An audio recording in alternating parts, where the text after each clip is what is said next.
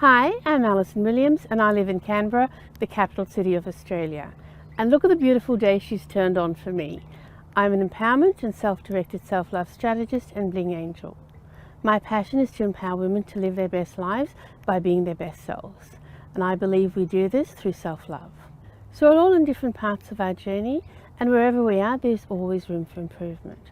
So what I do is I walk with you, hold your hand if need be, give you tools, tips and strategies till you have the confidence to fly by yourself, to live that life that you deserve and desire. I hope you'll join me for this series. Each episode will be looking at an area for personal development and growth. Not only good for our general knowledge, but also for our knowledge of ourselves and our self-acceptance. I look forward to your company. So hi everyone, welcome to today's episode. I'm joined by two lovely ladies, Liz Walton and Corinne Holmes, and today we're going to be talking about grief and loss. Now, I'm a big believer in that you can never compare anything in your life, your experiences, and grief and loss is so personal that it doesn't matter how big or small they are, it's your personal journey and your personal loss. And so, you know, it's your experience and it doesn't matter about anybody else's, it can't be compared and it has to be experienced by you. So as I said, I've got two lovely ladies there. It's a fairly heavy topic, but I've got two awesome upbeat ladies to talk about their experiences with grief and loss.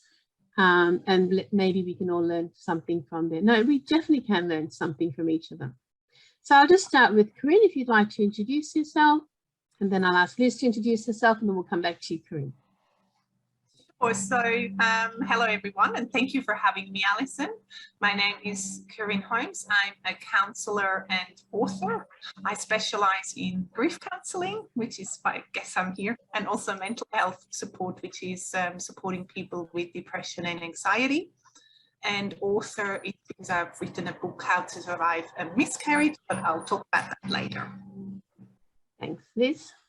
Hello, and also thank you, Alison, and lovely to be here with you as well, Corinne. And I am Liz Walton. I'm a fertility coach and I specialise in all things creation. And I really focus on unexplained infertility, working similar to Corinne within the mind and body connection and how we can create a mental and emotional health. And when we look at some of those blocks that don't show, the scars that don't show up under a microscope, magic can happen. So thank you very much. Thanks, Liz. So Corinne, would you like to tell us about your story, please? Certainly. So I suffered a miscarriage in July 2011, so quite some time ago. And it really, it might seem small, maybe it is for a lot of people, but for me, it completely turned my world upside down, mainly because the pregnancy was unplanned or unexpected. So it was sort of like on the horizon, but it wasn't, but it was, and then it happened, and I was just really freaking out. And it was like, oh my God, I'm not ready for this. I can't do this. And a lot of back and forth instead of apparently this supposedly, happy moon kind of feelings. I was terrified knowing that I was pregnant. And just as I was getting ready to no, I think we can do this. I got this. Things started to go wrong. I was 6 weeks along and it started bleeding. And what followed then about 4 weeks of back and forth with doctors' appointments and hospital admissions. No one could really tell me what was going on. Is there a heartbeat? Is there not? Is the baby growing? Is it not? And it was just such a crazy, bizarre time even. And then after 4 weeks, after a third ultrasound, I was told that there is definitely no heartbeat and the baby had died. I suffered what is called a miscarriage. So my body tried to sort it out by itself, couldn't. So I needed to go to hospital and have what is called a D&C, so a dilation and curettage. Yeah, I think it's called. essentially walking into hospital with a baby in my belly and leaving the hospital without it. And it was traumatic. And I was just stunned. You know, you go to the doctor on Friday morning, or the ultrasound technician, and you're in hospital on the same day. By 10 o'clock at night, it was all done. So it was, for me, an onslaught of emotions, of thoughts, of trying to process what just happened. I feel that's important to say, I was entirely unprepared. I was unprepared to be pregnant. I was definitely unprepared to lose the pregnancy and to experience grief on such a deep level.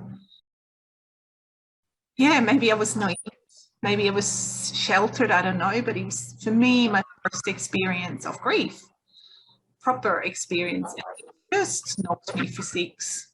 And what I struggled most with was just this, I was so lonely, so lonely. The world kept going on and about its business, and my world stopped and no one noticed. And Can I just ask, Corinne, I don't mean to interrupt. So you were alone. What about your partner? he was there as well, and I think that was about it. You get sympathy, but as I then, so because I used to be a journalist when I was young, I started writing, and by accident almost, a whole book eventually came together. And I was talking to a lot of grief moms, and one of the lost moms said to me, so grief lasts longer than sympathy. And that is something that I cannot forget, and it's definitely very true, because the world just keeps moving on, and I didn't. Because it wasn't so much the loss of the actual pregnancy of the baby and of what could have been, but also a loss of myself, like a loss of almost identities. Like, who am I if I can't even get this right? That definitely for me sort of, you know, made me plummet into sort of the depth of depression. That loss that was multifaceted, the actual maybe physical loss, but then a harder loss to sort of grasp of, who am I? What's the purpose of me being here? What does this mean for the future? You know, can I be a mom? And so it sort of felt like sort of the whole house of cards just crumbled and came tumbling down. And I did not expect that, to say the least. I did not see that coming. And that took a while to come to peace with it. And then also see that and realize this is not the end. It is part of my story, but it's not the whole story. I still have choice. Like, I still get to choose how I deal with this. I get to choose how I incorporate it into my life. I get to choose what the next step of my story looks like. And that was really the point sort of where things started to turn around slowly for me.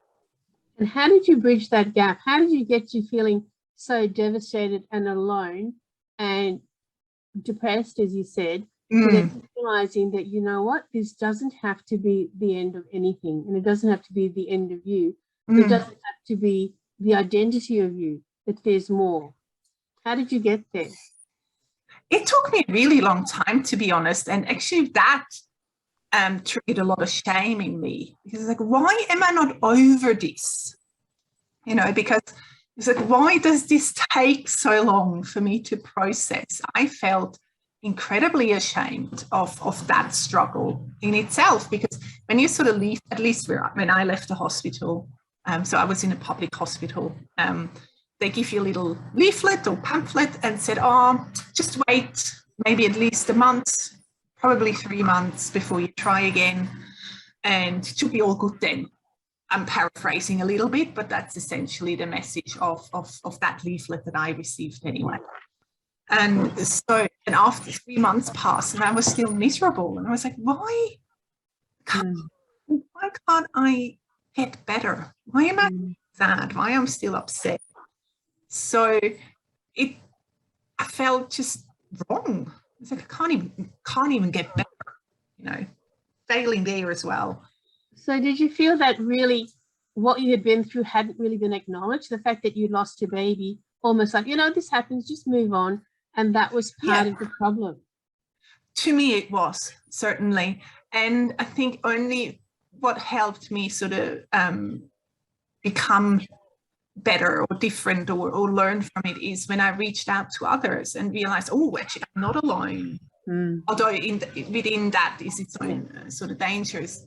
But it helped me let go of that shame of like, oh my God, it's actually okay to take as much time as I need, because we're all unique and our stories of grief are unique and they don't follow a timeline except so, and as I mentioned, writing and researching and more writing, but it took me years to sort of go, okay, I think I'm okay, while others sort of seem to brush and keep on going, but that wasn't me.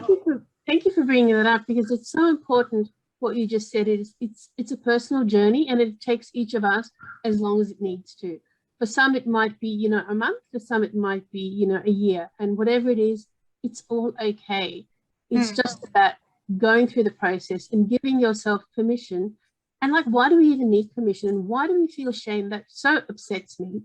But, I guess that's part of our conditioning. That's part of the society we live in and part of our social history and whatever the conditioning and all sorts of things. So it is what it is. But I think by bringing it out into the open, as you just have, Corinne, and especially writing your book, I think it allows other people's experiences to be validated. And not that it could be, but somehow we feel the need for that. And I know that that's one of your passions, is to bring this out into the light from the dark. So thank you for sharing your story. And everybody's watching, we will be putting a link for Corinne's book in a slide later on.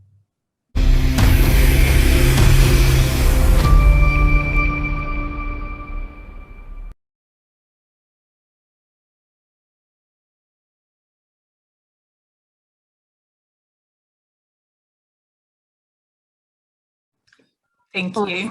Thank you. Awesome woman. I'm so lucky to be surrounded by many awesome women, many of whom we'll meet in these episodes along the way. And now I'd like to turn over to our lovely Liz Walton, who's our fertility coach. And Liz has her own journey and story to share. Thanks, Liz. Thank you very much. And first of all, Corinne, it's always beautiful to know how we go through our pain, find the journey, find the healing. And I honor your journey and I hear you. So for sharing very much that. And I do think everyone should get her book, because we all have our different journeys and it's how we learn and grow. So well done for sharing an experience, which is in a way also what I'm doing. I'm sharing my personal experience and hoping that people can learn and grow from that too. So yes, I've got my own story, and my story is a fertility story, a fertility journey. And I didn't really start on the journey of trying to get pregnant till I was about 35, 36, with the assumption that it would just happen. And to cut a long story short, it did not. It did not for quite some time. And that some time ended up being 10 years. And over that 10 years, I had 6 IVFs, not necessarily all after another, but within that was that grappling. And I remember what you were saying, Corinne, just like, well, who am I if I can't have that? What does that mean? Who am I really if I can't do, what everyone else is supposed to do? So I think within that, doing the medical, the emotional, and the words that we say to ourselves and how we try and rationalize it, that can end up creating such an emotional journey and in a way that mental health situation, because we do in our own mind have quite a big attack on ourselves. So I was doing everything I could to try and find the answer, try and find the key, what was wrong with me. And I you know, my after having 6 IVFs, realizing, well, it can't always be everything that's outside of me. I need to look at what's inside of me. Now, I would say I had a great upbringing, but there was some stuff that did happen. And some of that stuff, we grow up and we're like, you know, as you say, we just feel, oh, I'm okay, you know, I'm totally fine, there's nothing wrong with me. But consciously, we're like, we're fine. Unconsciously, that unconscious mind is going, I'm still in trauma and I still need to be dealt with when you're ready to look at me. And so for me, that was my guiding star of going, I think you need to look inwards and turn on those lights inside. So I then started to do a lot of self-development, really, you know, what's going on? Why is that? And I was already a therapist. And it then opened up to a whole load of things that I hadn't dealt with, which I really needed to, but I didn't think they were such a big issue, but they did create quite a big block in my body. And that's why I say with my clients, you know, stuff happens, and when we shut down, there will be a block. And when we get into high stress, high anxiety, and all of these emotions, we can unconsciously be blocking our own fertility. Mm. So what happened? Well, year 8, my lovely sister-in-law got pregnant first time IVF, and it just shattered me. And that again was another shining star. I was just like, look, Liz, the universe has shown you can't get pregnant. Get over it. And it was like, well, how do I do that? How do you, you know, stop doing something you've been struggling to find the key? So with all of those years of self-development and looking at myself, I did actually become a happier, balanced, you know, better individual. Still no baby, but I knew then, okay, look, this is, I need to let go. So then I spent a good year on, you know, how do you do that? How do you let go? What is that? And I now know, you know, oh, wonderful things happen when you let go, and it allows the universe to actually set in place a whole load of things. So, and it was then 3 years later, and by that time I was 45. I was feeling very, very ill and assumed, oh my goodness, you know, menopause, that was quick. And I went to get myself sorted out because I really felt quite terrible. And that's when the doctor sort of giggled at me and went, no, you're not going into menopause. Yes, you are pregnant. Of which I realized then I'd done such a great job on myself that I was just like, no, I can't be. I've just spent years. This is impossible. So I then did go and have my 12-week scan, and it was so much emotion seeing this little thing there and realizing this is really going to happen. And then within 10 minutes being told, I'm sorry, but because of your age, it's not looking good. I think we've got some issues happening. So that was a really bad day. And again, I would also say the next 2 to 3 months were one of my biggest, deepest spiritual experiences, where I learned that I had to have the most amazing present moment awareness. And how could I deal with that? So I did what the doctors wanted to do, because my husband was very worried. But then I also went and did a lot of, again, self-development and working on what was coming up. And I did this with an amazing woman. So what happened is, in the end, at the age of 46, I was very blessed to have a wonderful baby girl. And from, you know, the beginning to the end, I learned so much from my journey. I healed so much about myself. I grew and moved beyond everything I could even imagine. That, you know, when the student is ready, the teacher will come. So it was, and I think this is where, through all of our traumas and through all of our pain and through all that stuff, that you go, I'm fine. You know, our body remembers, our body keeps the score. And when we give ourselves the opportunity to go, to delve, to look, to honor, and it's amazing what can happen and what you can heal, and then what that can reveal. And it's like you said, Karen, you know, we always have the choice to find peace or not.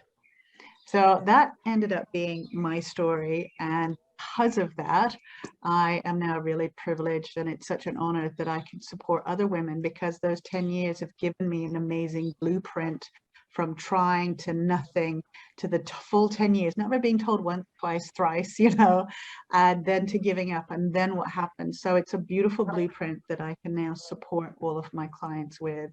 And I never knew that I could be grateful for a 10-year journey. So it's brilliant. Thank you very much. That's amazing. Thank you so much, Liz and Corinne. As I said, you know, you two ladies are just so inspirational to not just me personally, but I know everybody who knows you knows your story, and not just what you've been through, but how you've come through it. I know, Corinne, you're now blessed to have 2 gorgeous little girls. So, you know, you've got 2, Liz, you've got a beautiful daughter, and I'm lucky to have a daughter as well. And so having children is awesome if you can, but obviously, you know, Liz and Corinne are here to tell you that even if you can't, there's still always, you know, another option that's just as doable, hard albeit. And so instead of me trying to put words in their mouth, why don't I ask them directly? So Liz and Corinne, what is the message that you would like to give to people listening to this who might be going through or may have gone through some of your story of grief and loss? Corinne, you go first, my lovely. Thank you. I think for me, it's a message of hope, because there is hope, even if it seems unlikely, because it does come back, as I mentioned, and Liz also said, to choice. We always have a choice. Like, what do I do with this pain? What do I do with this grief? Do I let it define me, or do I incorporate it into my life and then see what else is actually possible for me? And I think important for me to also say, if we stay with couples or people that will end up with no children, that grief won't leave you, but that's okay. There is still hope, and there is still power in working on yourself and owning your story, because we need more stories of loss. We need more stories of grief for to help other people. Like, our stories can heal others. So that's again where hope for me comes in. So even if the ending is unexpected, that's not the end of your life or of your journey at all. And there is still so much power and so much for you to give. I would encourage absolutely everybody to do the work so you can own your story and tell it so you can help others. That's beautiful. And I also like the fact that, you know, we were talking about your identity doesn't have to be that you're a mother or you're not a mother. Identity is who you are as a person. Are you a decent human being? Do you make the world a better place by being in it? To me, that is really what defines us. Whether you have children or not is irrelevant. And I know people who don't have children of their own, but they are like mothers or fathers to the whole of humanity because of their beautiful hearts and souls. And so that is really, you know, to me, what is much more powerful. And I don't think I'm alone in feeling like that. But anyway, thank you. Liz, what is the lesson or the message that you would like to give people? I suppose the thing I'd like to leave with is that in our trauma, in our pain, in our journey, when we go into that middle part is such treasure, because who we are is the treasure that we need to look for.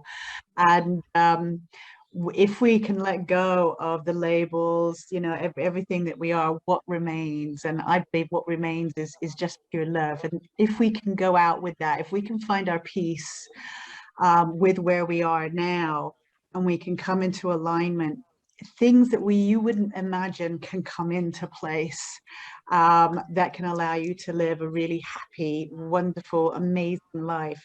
And when we stop looking over here, because it you know, that's not an option, and life is there going, but I'm here, please see me, life, I'm right here to give you an amazing life, you know. And for me, I know I had to let go of her, then I could see. So there is an amazing life, and find the peace that is right for you.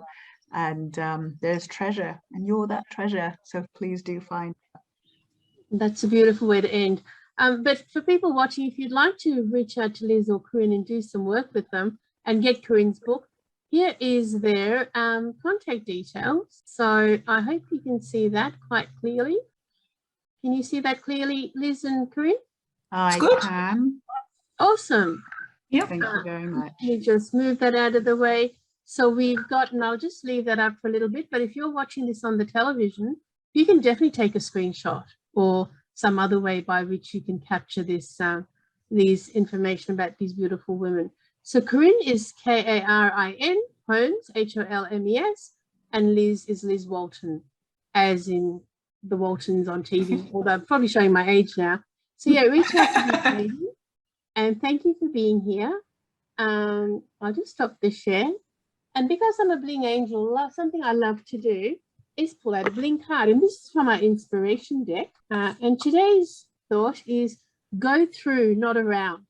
How amazing is that? It's always the right card. And this one says to go through, not around. Because so true. When you go through, that's, as Liz says, you know, where you really come into your own. And that's where the whole essence of who you are is.